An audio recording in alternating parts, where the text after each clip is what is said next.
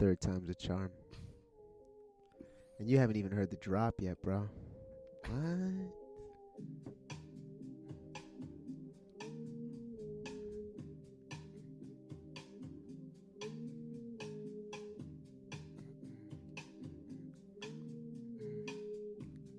Welcome back to Dis Dungeon. What's up, guys? I'm your host, Joe Dove, and with me, as always, Julian Valencia. Julian Valencia. Julian, where Julian and I take a deep dive into the disc. Down in your computer, where it needs to be. Find your happy moments, and remember what it meant to me. Let's share them. Let's care them. Let's bring them up. I don't know why I'm trying to sing to this shit. It's good stuff though. I don't know. We're gonna get that intro down. Do not worry. Yeah. But for now, thank you for being here with us on another episode, on the third episode of Dis Dungeon. A wild episode it is because we braved the storm, the trenches, the flooding of the wonderful Manhattan under global warming rules. Yeah. Global warming. It's a real thing. It is. It is. Despite recent belief, it's totally true. So let's start right off into what we were doing last week and the musics that inspired us this week. Oh, yes. You know. So let me put you on. Okay. Cool. All right, man. So last week, I put you on to a couple songs. You did. All right. So the first one to note is Overtime by Chris Brown. I love that one. I'm usually, like I said, I don't really seek that type of music out. Usually, my R&B days are long behind me, and rap is even worse. And I remember, isn't that dude that beat the shit out of Rihanna? So I was right in my head, that is the dude. But this music is so good. Yeah, that's the problem with music, and I guess just humans in general, right? That, I mean, as long as one aspect of a shit show makes us feel good, I mean, we're gonna. I still like Michael Jackson. I can't have it. Oh yeah, I mean, I still like Michael Jackson too, but I like his music, and that's the thing. That's I'm able to separate Michael Jackson's music from Michael Jackson as a person. Yeah, and you have to. And there's people who can't, and that's fine. But I mean, you're missing out because you are. That's some good ass music. But it's great to listen to that song over time. It was great. I mean, even I watch the video, and that's how I listen to the music you put me onto. And usually everything's by YouTube. So, of course, I'm watching the video. I'm like, oh, this is great. It has this that fade, almost a Back to the Future text. Got it. Yes. Yeah. I mean, that was his actual cover. The cover of that particular song was that very Back to the Future, I'm traveling through space type of thing. Yeah, dope song. Cool. Right. My favorite that you gave me this week was actually Gustavo. Oh, wait. Yo. Oh, my God. That Gustavo song. Cerati. Yes. Yeah. There was a reason why I gave you that song. Oh, yeah? Yeah. All right. Give me the reason. Well, the reason was because, learning your music preferences through the show, right? Mm-hmm. That's the first reason. I knew you were going to like it. Second, I really wanted to talk about that intro. Oh, yeah. And how that slow start. It reminded me of the one I gave you, Intruder. Exactly. You were at first wait a minute, what's going on? This is kind of and then it pops off. Oh, that's it. Just for our listeners, what is the name of the song? The name of the song is Cosas Imposibles. Okay, so he totally I butchered butchered the shit out of that. I'm not Spanish. Cosas just so you know. Imposibles by Gustavo Cerati. Rest in peace. He actually passed away. Oh, man. He passed away. I want to say would have been good if they put that in the video. Yeah, I want to say about 5 or 6 years ago. But Terrible. In terms of the Spanish rock scene, that man is in the Hall of Fame. Oh wow, absolutely. I mean, he put me over from Maná. I was like, holy shit, this guy's really talented. Mm-hmm. This song, so I don't, like I said, I'm not Spanish. People assume immediately that I am, and I only understood a couple of words here and there. So to me, it was like listening to Grimes. I don't know if you ever heard Grimes. She's I like Grimes. Yeah, she mumbles. She doesn't actually speak. Yeah. So to me, it was that same experience. I don't know what's going on. You could probably be saying, Joe Dove, you suck dick. And I'd be like, yeah, this is great.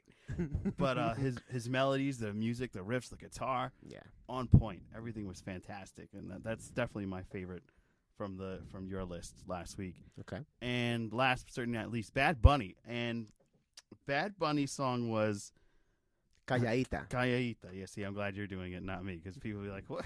That guy's so white." My God, did you get it? Did he just come out of the corn farm? What the fuck? But great song. I actually heard it before. Oh, okay. My boss at work listens to Bad Bunny. He has some of their paraphernalia with him at all times, and he actually played it a couple of times at work. And I didn't know the name of the song, but once I listened to it, I said, "Oh yeah, I know that." So if you're ever listening to this, Luis, thank you very much. So I mean, Calladita is a banger. I mean, it's playing everywhere right now.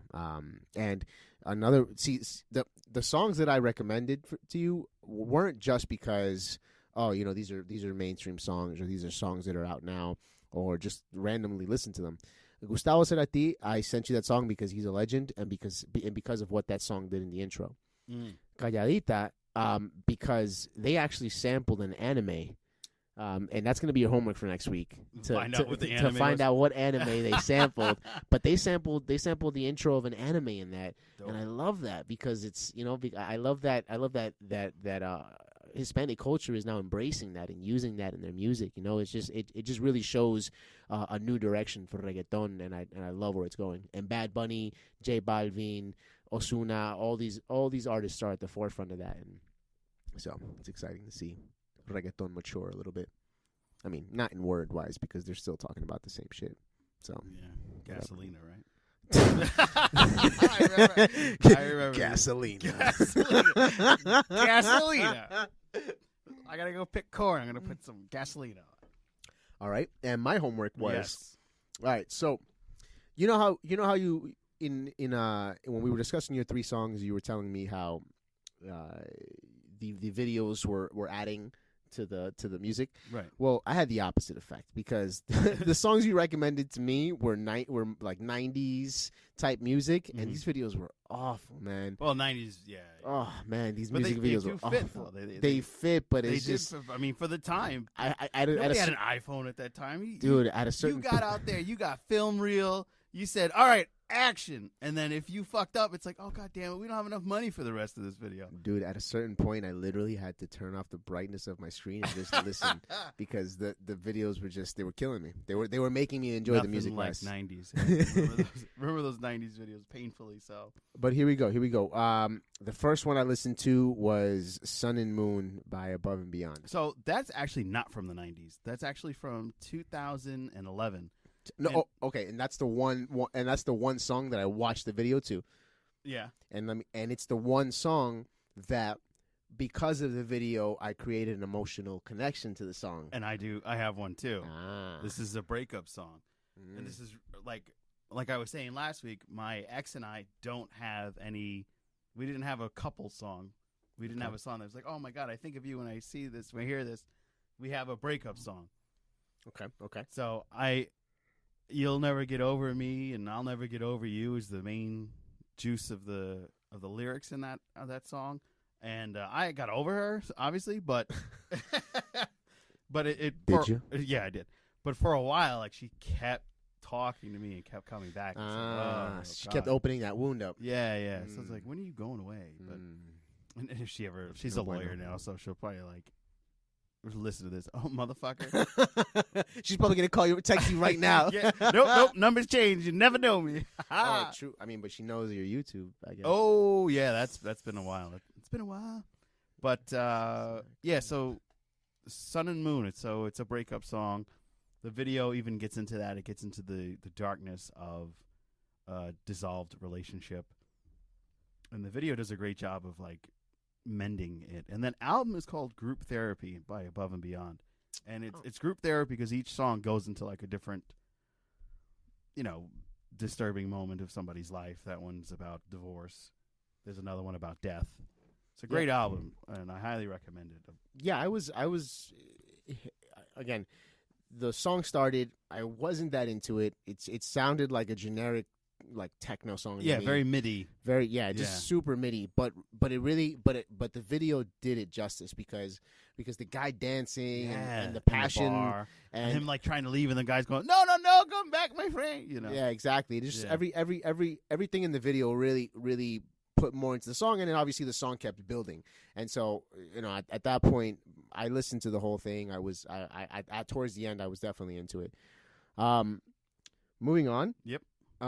When We Dance by Sting. Oh man, that's a 90s video, and that's hard to. Oh yeah, I mean I definitely turned. Did you watch the blue screen or the green screen? The blue screen. No, I watched the one that I don't know. It was his face, and he's standing on some glass buildings. Oh, okay. So you watched the blue screen. The green screen one, he's not at a building. He's in a studio, and it's a very different look, but not much different.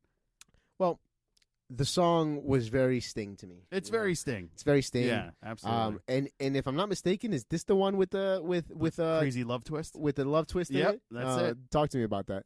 All right, so When We Dance, if you listen to the song, it sounds like a beautiful love song that you would assume meaning, oh yeah, I'm getting this wonderful woman and I'm getting her back and everything's fantastic. But in reality, it's about a guy chasing a married woman and him trying to pull this woman back from a guy that just put a golden ring on her fucking finger.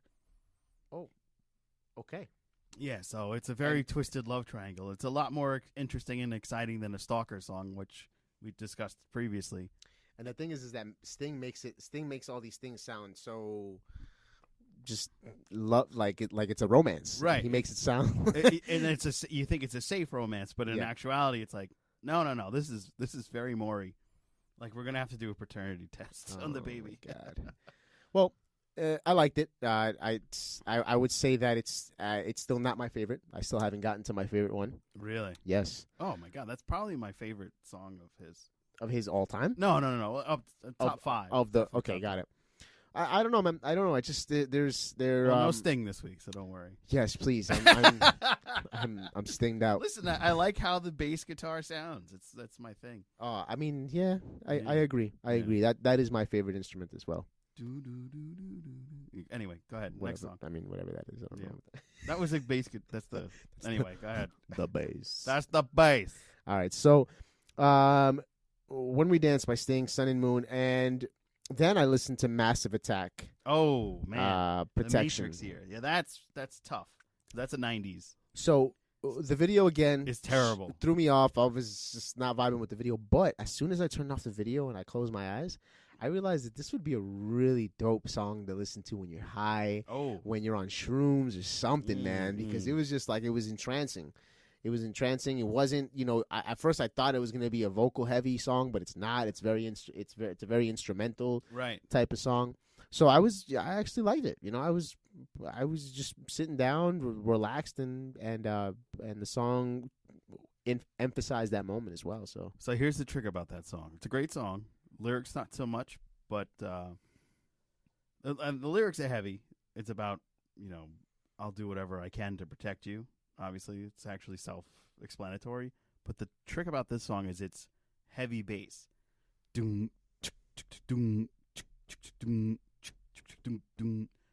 Every time I put that in my friend's car, I've blown one of their speakers. Oh. Yeah.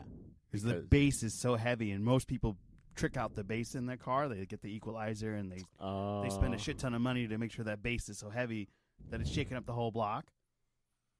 And they fuck up their cars, and I'm like, "Oh yeah, play this song." And I'm giving them and a buddy of mine just got this crazy Bose system, and we played that song right before I came in last week, so it was fresh on my mind, and I fucked his speakers up too. I mean, that just means that whoever engineered that song did not do a good job. Either that, or they just put in a lot of bass. Well, that's what I mean. Yeah, I mean, they meant to do that. Well, yeah, there are songs that there's more emphasis on the bass, but not to get too technical into it. But that's what you're here for. I guess. Well, yeah. If you're breaking speakers, I mean, even if you're hitting that range, there probably is something wrong with the mix. And on top of that, I mean, this is from the '90s, so maybe maybe there's some maybe something didn't translate over. Yeah, that's probably 10, what it 20 was. years later. Yeah, because that song every time I played is actually from the original CD that I had in 94, 95. Okay. And the claim to fame from Massive Attack is they actually produced a song for Madonna off of the Take a Bow album. I don't know if you remember that, the Take a Bow. Okay, so Yeah. this is homework for next week. No. Because this is how it starts always. Yeah, it usually ends up that way. But they did a lot of engineering for her, and they worked with Babyface. Okay, I know Babyface. Yeah, I love Babyface. It's one of my R&B favorites, and he does a lot of great mixing. But they also broke out from The Matrix, and I don't know if you've heard, but they're actually doing a fourth Matrix film. They are doing a fourth Matrix. Yeah, Yes, so they a are. little bit of movies throw today. Hey, but that's another reason why I brought up Massive Attack. Massive Attack is a really cool collective.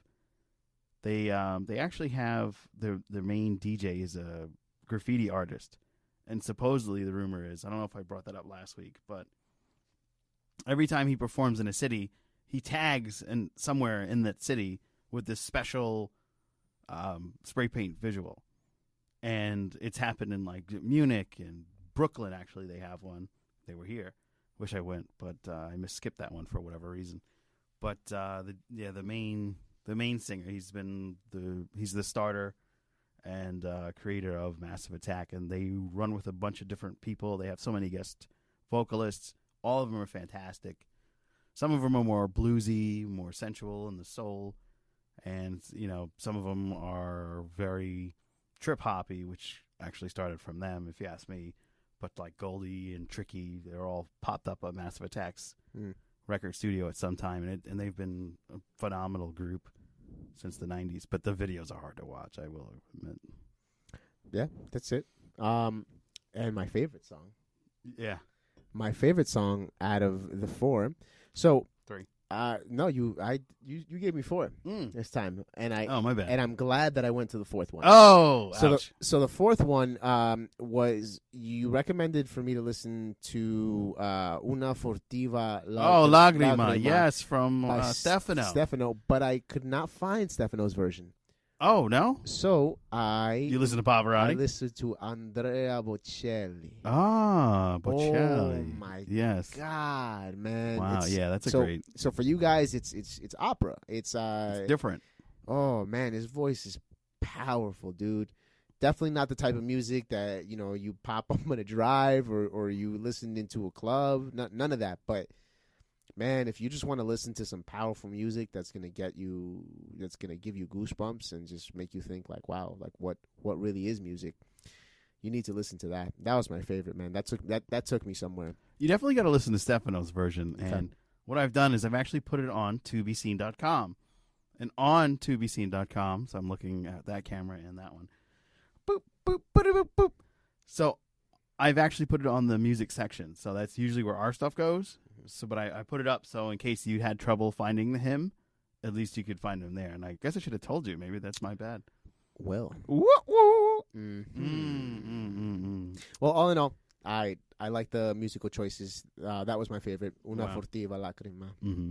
And that's that one's about a guy who was avoiding a woman, and then one day in the marketplace he realized he loved her, and then his whole world like stopped, and that's why he's singing.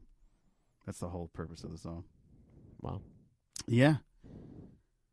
So that brings us to a close on our first segment. Yes, it does. Yeah. So we're moving on. Section number 2. Yep. Where are we going now? We are headed to... Depends on you, but we could definitely go to Tricks of the Keys. Oh. Tricks Tricks. over the keys. Word.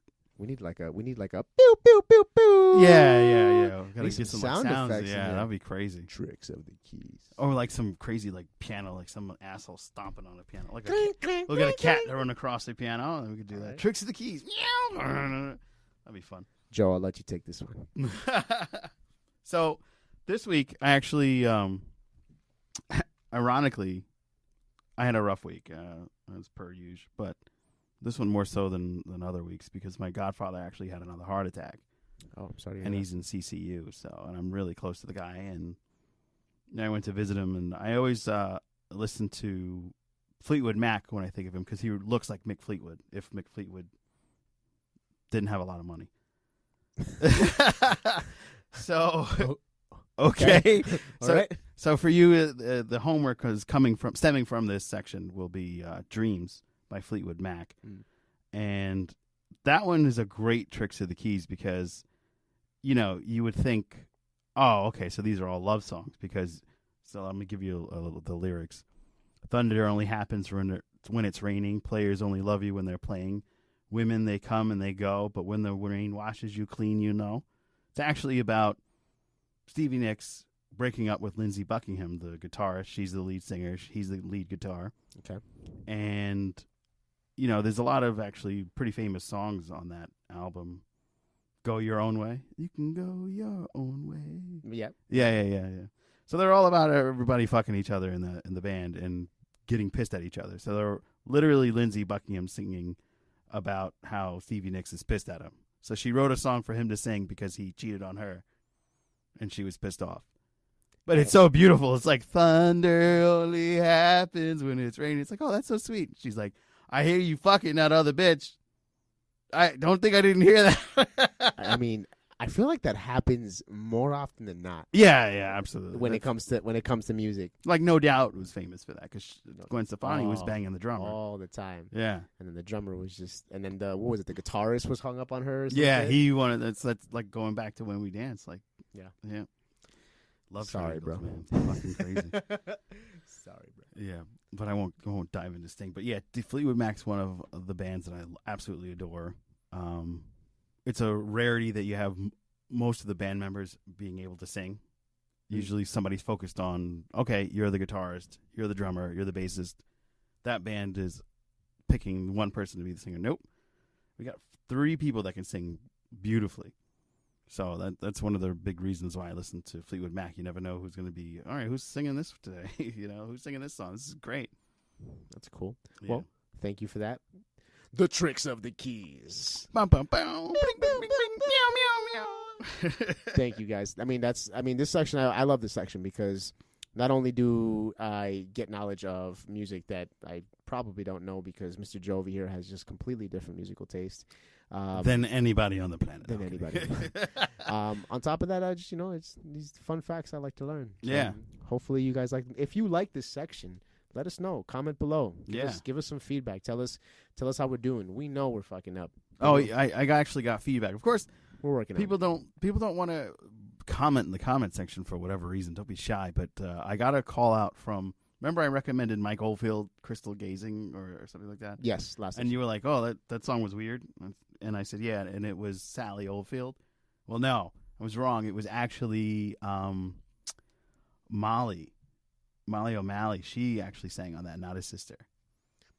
So it has no bearing to you, but a big somebody I got Mike Oldfield. But they shouted us out. They corrected us. That's what we want, guys. Yeah, let us know, man. We're gonna work on this. We're getting better. Yeah. Cool. We take notes. I have notes. We do all that. All right. Well, this next section though is going to be interesting because this is a little different for us this time around. Yeah, this is going to be fun. We call this section Behind the Beat.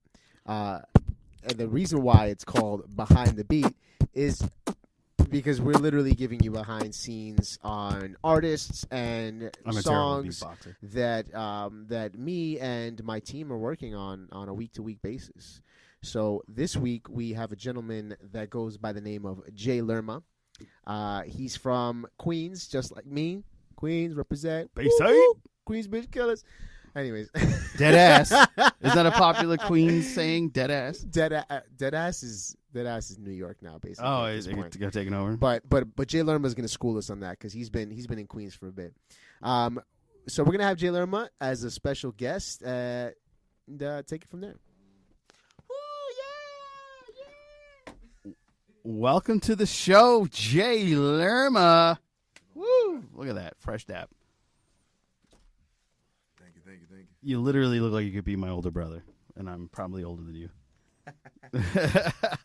What's up, everybody? Welcome to the show, man. Thanks for coming on. I really appreciate the time. Thanks for having me. Absolutely, absolutely. We absolutely love hearing from artists up and coming, and especially those that work with Julian. So thanks for being gracious enough to donate some time in this late hour, because it's a bitch in New York City today. Those of you who don't know, it's raining like a sumbitch. Oh, yeah. I came here with the expectation of getting here at 7 on the dot. I got here at 7:45. But, that's kind of like the New York lifestyle nowadays. You gotta expect for delays. Yeah. Major delays. Yeah, especially with all the the flooding and everything like that. Oh, yeah. So the first thing I'm going to ask you is, how did you get into music? What got you there? How long have you trained? Well, Those fun those icebreakers. Do you want some You gum? gotta dig deep into the crates of your lifespan, I guess. Or dive deep into the discs of your dungeon? Yeah. I would say for me, music, once I started to write and start, just to look for different ways to express myself was when I was like 12. Kind of when I was going through like pre-puberty, you would say, because, at that time it was like a lot of DMX, a lot of Jay-Z, a lot of Nas. And I was like, yo, these guys are so close to me. Like they live around here. To me, it was more simple. It was like they rep New York. And I was really prideful. And I was like, damn, if they could do it, maybe I could write something. And then I found Big Pun. Oh, and when I actually really like Big Pun. Yeah, like once I found Big Pun, I found like a real connection to like the Latino aspect of it. I liked him because he was fat.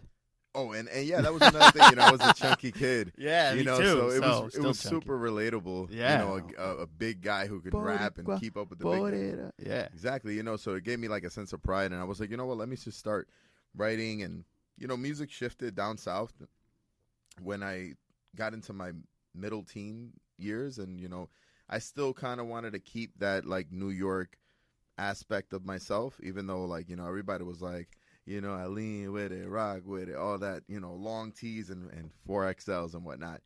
But for us, just shirts. Fun fact is one of the first beats I ever got on was Jay Quan. I don't know if you remember him. He was the guy who sang "Everybody in the Club Getting Tipsy." Oh, right? yeah. So if you I was actually in the club at the time, right? So he had this song called "Hood Hop," which Okay. was like a gritty, like hip hop beat. And if you listen to it, just like the beat, even though it was a down south rapper, it held a lot of like aggression, like New York rappers would have. So I kind of like gravitated to it, and I wrote. And of course, there were like shit bars at the time, but for me, it was like a big step up. I was like, okay, I have something here. And it throughout the years, I was just polishing. So I could say from 12 is when I started writing it, and then when I got to like 14, 15 is when I really started recording and hearing myself, and then just from there was just putting hours and hours and hours of dedication into it until now. I feel like if I needed to write a song, I can do that within an hour and make it sound good and have it have meaning, which is pretty hard. It's extremely hard nowadays. That most people just kind of throw stuff together, and when a song has meaning, I gravitated towards even further. So super excited to hear your music. Thanks, man. Yeah. For me, I never just want to put out something to put it out.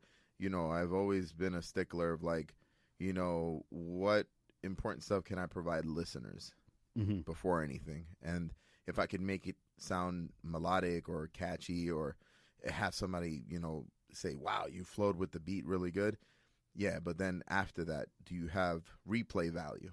And what are they going to dissect in my song? I want to leave the listener wondering, like, what did that mean? So you're very metaphoric. Yeah, in a sense, metaphoric, and also kind of just like telling stories at the same time, because I want to keep the listener in tune in what my mind state is, so they can kind of like compare and contrast, because everyone is different. But at the end of the day, most people are empathetic into how they understand certain people, and if they can understand me, they might have a different perspective at the end of the day. Totally get you.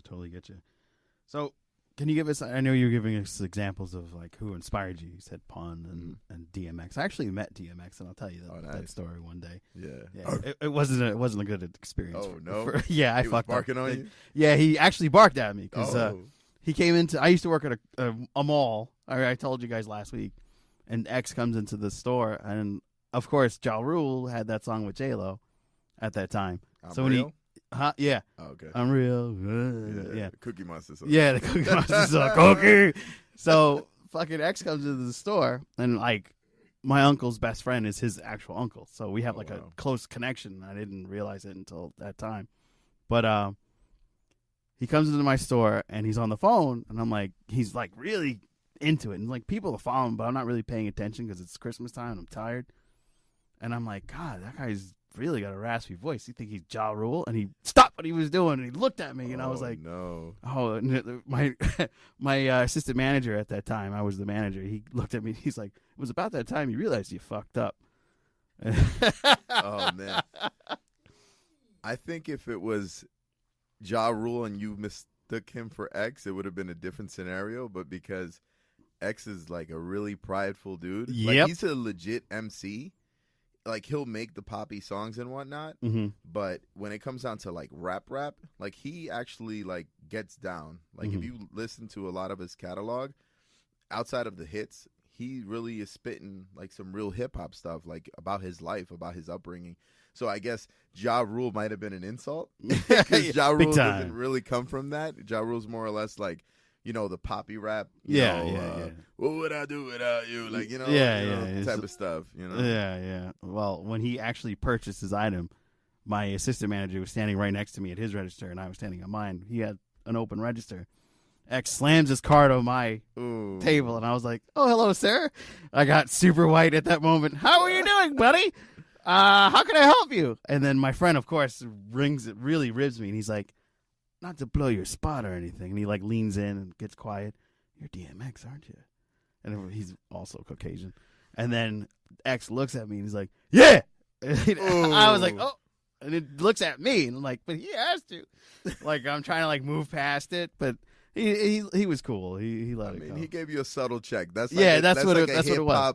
Like, yo, like I'm gonna let you slide, but you know, just know I know. Yeah. It's like you done fucked up, guy. Yeah, that's valid. But that's a fun little story that I had with music. Nice. But let me ask you, like, what song that you've listened to that really helped you through an instance in your life where you were really down, or you know, even if you were really happy, but emotional connection to music is really what gets me going. Like, you know, I like I said, I don't know if you heard, but my godfather had another heart attack. Right. I'm sorry to hear that. Yeah, I appreciate that. But you know, music gets me through it. So I know we were talking about hip hop and everything. I'm listening to Enya this week. That's your homework. You thought Sting put you to sleep, motherfucker. No. But no. So just curious, like you have a really big slate of artists that inspired you. So I'd like to know like what somebody that got you through. And I feel like this is a super coincidence moment, and it happens, and it I guess that's the way music is. Certain things gravitate to each other, but it's actually one of DMX's songs. Oh, believe it or not. Oh, yeah. Like I listen yell to at me next time I see him. But like I feel like growing up as a teenager in like a broken home, you know, I feel like we all kind of did a certain version of it, whether it was like, you know, either your parents having problems or you having a problem with your parents and how you connect. And, you know, kind of like relating more to the street life. I wasn't the one to sell drugs or anything like that, but I was out in the streets. It's not like I wasn't. There goes my last question. Yeah, like you got a dime on you? No, yeah, you know, like like just being out and, you know, seeing everything and being around everything. Like just because, you know, I didn't do it doesn't mean I wasn't around it. So one of DMX's songs is called Slippin'. So the one that goes, I'm slipping, I'm falling, I can't get up. And it's a really like, this is probably one of my favorite DMX's songs because he really lets out. Like, I feel like he was crying on the microphone. Like, he didn't let out a cry, obviously. Yeah. But he was like in the studio, maybe. Spilling his guts. Yeah. Like, I could feel like he was like on the verge of a breakdown.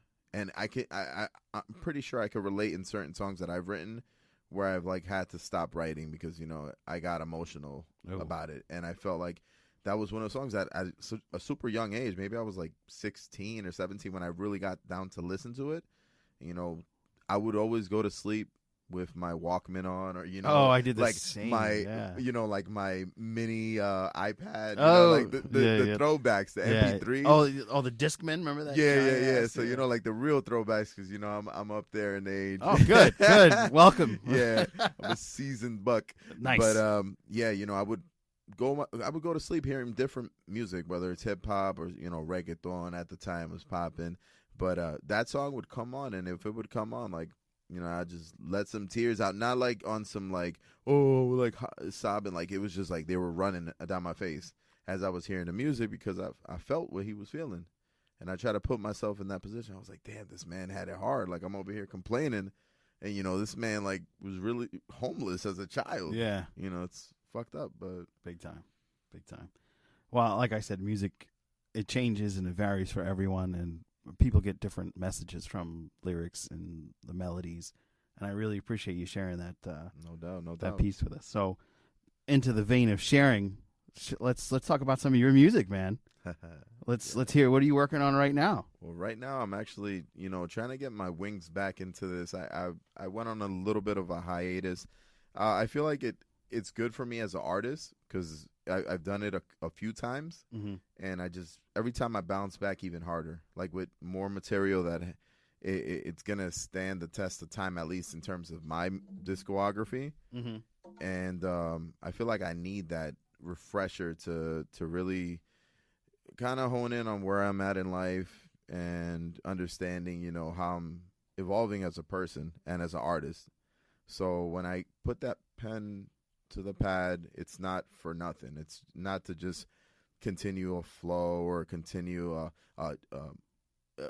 let's say like a genre that's popping, or whatever vibe is out now. It's going to be organic. It's going to be different, but it's going to be 100% me, and nobody can even question it when it comes out. So I feel like right now, I just started working with Julian.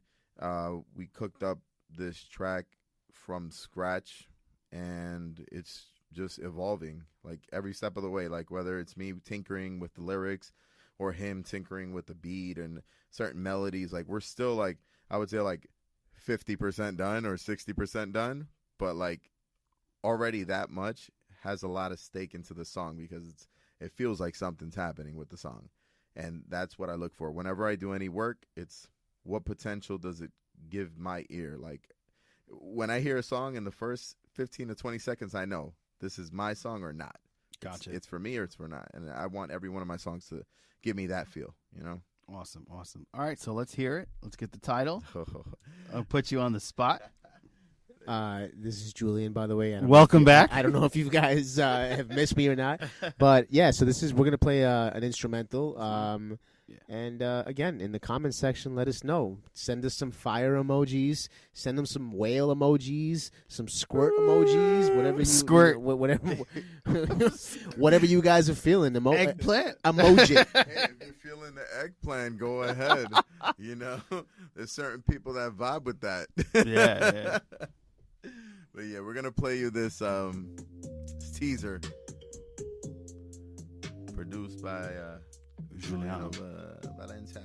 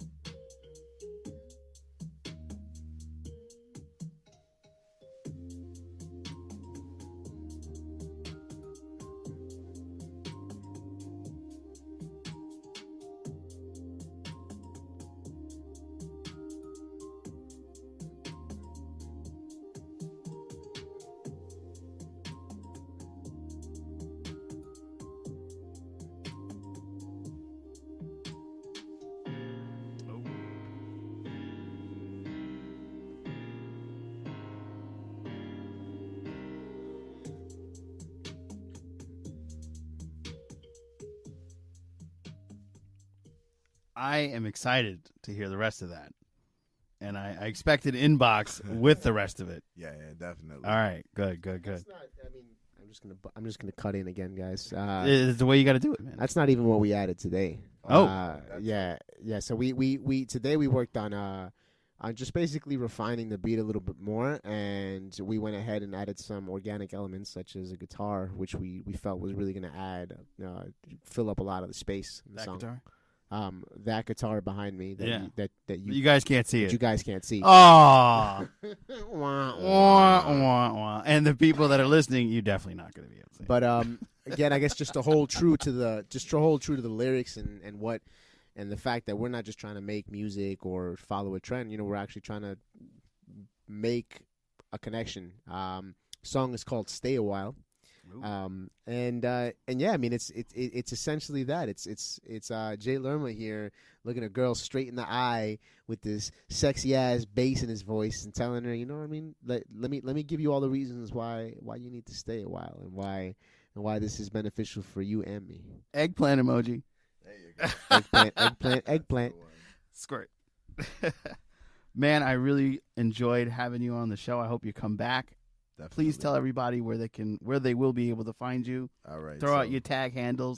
Just no gang signs. Yeah, right. So in terms of social media platforms, obviously we have the good old IG. It's going to be J and then Lerma LERMA_N for Nancy, V for Victor. You could follow me. I'll follow you right back. I'm not on some corny stuff where I'm trying to get like followers and I don't care about who I'm following. I like to interact with anybody who takes the time out of the day to look at my stuff. And on SoundCloud, just put J. and then my last name LERMA. Same thing on YouTube. And soon, once we start releasing music, we'll be on Spotify. I was on Spotify before, but that was a lot of old records, which I will be releasing. But the time's got to be right. I want to have a whole catalog of things. Super excited! I can't wait. Definitely. We're definitely going to be in touch. I'm going to be following you. You're going to see a strange masked man. Don't be afraid. He's friendly. Nice. All I'm right. following right back, man. Perfect. Appreciate you guys for having me. Hey, man. Appreciate you coming in. With everything. It's awesome, man. Yeah, thanks for sharing. Keep man. doing your due. Hey, keep blowing that music. We can't wait to listen. No doubt, man. All right, man. Queens, baby. Yo!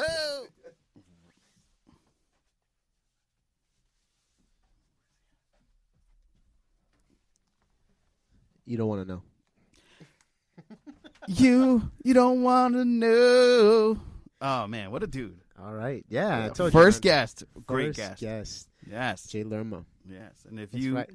Oh, snap. We might have two. No. All right, guys. That was exciting, man. A lot of fun. We're towards the end of this This podcast is the end of the now. saga today. Yeah. I don't know. How do you feel about this today? That was great. Yeah? Yeah, a lot of sharing, very emotional connections. Yeah. A lot of good music. DMX. Yeah, a lot of little DMX story. Oh, man. Well, I think that the only thing that we haven't touched is we asked Jay Lerma about what music was pivotal in his life. Right. And he gave that X story, which exactly. is amazing. Yeah. That's awesome. So, I mean, I'd kind of like to ask you if you have any songs that come to mind for you at the moment for music that saved your life. Music that saved my life. All right, so we went through Above and Beyond. That kind of helped me because there's a lot of music during that too. So I had this terrible, terrible year where a possible promotion at my job at the time was taken away because my boss died in China. My mother was diagnosed with MS, and she had to be put in a nursing home. My mother was the financial equal to myself at that time, and having that equal be stripped and no longer having that financial income coming to balance what's going on put a big damper, and I lost my house. Wow. And that same week, now all of this happened within like a couple of days of each other. When they diagnosed my mom with the MS, I got home and I came home to a foreclosure. We're going to get real personal. I came home to a foreclosure. That's what it's about. Huh? Yeah. I came home to a foreclosure sign on my door saying, okay, so that's it for you, buddy. And what got me through it all was Faithless. Now, you've probably never heard of Faithless. Hmm. Am I correct in that assessment? I mean, by who? Faithless is the name of the band. Yes. Yeah, I figured. It's a very British, another British elite. Okay. Faithless was a DJ. It brought up a lot because, there's about to be a hype for Eminem and Nick Cannon. Yes. Yeah, so apparently there's like R.I.P. Nick Cannon going on right now. Rest in peace. Yeah, because M's going to kill him or whatever. But so M brought up Dido. So this is how I found them. So around this time, I re-picked up M's album, and I was like, oh, yeah, I always wanted to see what Dido was about. So I went and I found... Oh, yeah. I used to always call her Ditto. Ditto! Dido is so amazing. Yeah, her voice was crazy. So she had a brother yes. who was a DJ in England, and I had gotten the CD when one of my superiors at my job left, and it had this double album from Faithless, and one of the albums was No Roots. And No Roots is like experiencing so much pain in your life, loss of identity, loss of home, loss of life, everything you could, the full gamut of the human experience. And it's such a deep album, and it's also uplifting because in the end, which is the last song, that'll be your homework. In the end, everything. By who? Faithless. In the end, too. Yeah, it's all that whole album is just amazing. It's one of those albums that you can. I don't know if you've ever had this experience, but when you play a song on a certain album, instead of skipping to this favorite song, the songs are so good. Mm-hmm. And they're so level with each other that you can just, all right, I'm just going to push play, and I'm just going to sit back. Yeah. And that's one of those albums. It's No Roots by Faithless. Got it. And it digs deep into mixed culture. No roots, no trees. I'll fill your belly up like rice and peas. Oh. So a little rap stuff going on. I just fucking... And rice and peas is like the poor man's dish, too. Yeah. So that Yeah. also has its own history. Yeah, I was super broke at Yeah. the time. Everything was coming apart, so... Yep. That actually pulled me from the ledge. There's so much suffering. Like, my ex left me the same week that my house got foreclosed on. My mother got diagnosed with MS and had to be put in a home. Wow, man. And my boss passed away. Yeah. So it was just... I tend to see that a lot in life. I guess just from my experience as well, is that when bad things happen, they happen in waves. Yeah. It's not just like, bad things happen every day. Like, oh, man, I stubbed my toe. I got a paper cut. Oh, It's not your baby. It's not your... But I'm talking about the big things. I'm talking about the impactful things that change your life. These things, they just don't happen alone.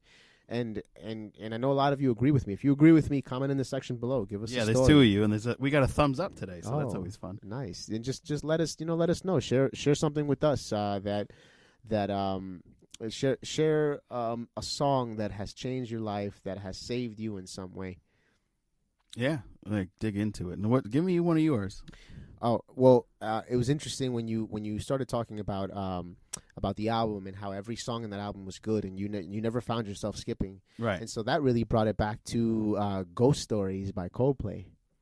Oh, actually, I don't know that one. That's a British band. I know the band, but I don't know that song. It's the album. It's the blue album with I don't know the album. the white wings. Oh wow! Look at this Coldplay song. I don't know. Wow, man. Well, that's all of your homework for next. That's your that homework. album? That album. So Coldplay. Ghost Stories. Ghost Stories by Coldplay came out while after I broke up with my ex, in between my ex-wife. Oh, wow. So, by the way, I'm single now. Oh, but ladies. Woo! Eggplant emoji if you want it. But in between that time period, I was going through some growth. I was going through some times, and the songs on that album really spoke to me, and it became so much more powerful when I found out that the lead singer had also just broken up with his wife, Gwyneth Paltrow. Oh yeah, from Iron Man, right? Exactly. Yeah. So they had just broken up, and that album was the byproduct of that. Some of the best music is made with divorce. Like Seal's last album was amazing. And luckily Heidi Klum broke up with him, so we got that masterpiece. The sadness that was being transmitted through that, it's exactly what we've been talking about. Yeah. It connected with me in a way where I was like, wow, I'm not alone right now. This dude is going through the same thing, but maybe even times 10 because he's got kids and he has a wife and millions of dollars. And yeah, you're right. I guess there's some legalities with that. Maybe. Too. Oh yeah, exactly. Yeah, exactly. He's going through some financial woes, and I was too. I was broke. Like I was so broke that I had to make a meal plan. Like I had to find some type of budget, some way to be able to eat during the week.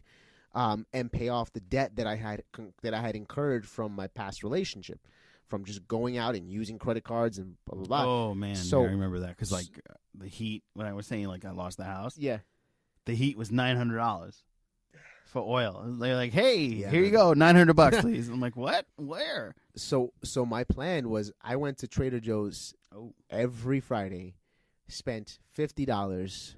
On broccoli, peas, corn, chicken, some nuts, some shrimp, and that's it. Wow, that was those were my meals every single day for I want to say a good 6 months.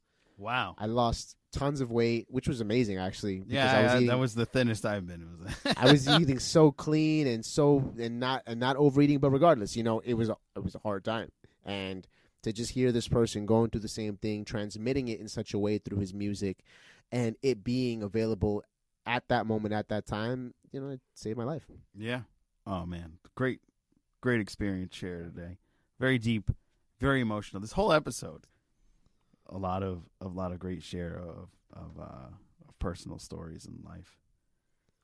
Well, I think that wraps it up. That definitely wraps it for us today. Yeah, that's. It's a rough one. Thank you guys for listening, though. Hey, somebody cursed, so we had to bleep it out. It's probably me. I got it was this guy Jay Lerma over here talking shit. Oh, it didn't bleep that time. Nope. But anyways, guys, thank you for tuning in to another Dis Dungeon show. This was episode 3. We're really happy to have you guys, all 2, 3 of you. Thumbs up, comment, share. Let us know what we can do better. And then, I don't mean to cut you off, but the rift is coming. Ready? Hey. Make sure you visit us at Google Play, iTunes, Spotify, Blue Blur, and all your favorite podcast sites as we are on and available at Dis Dungeon. Your co-host, Julian Valencia. And Joe Dove, co-host extraordinaire, music lover, and videographer for music. Pew, pew, pew, pew. We got to get like a...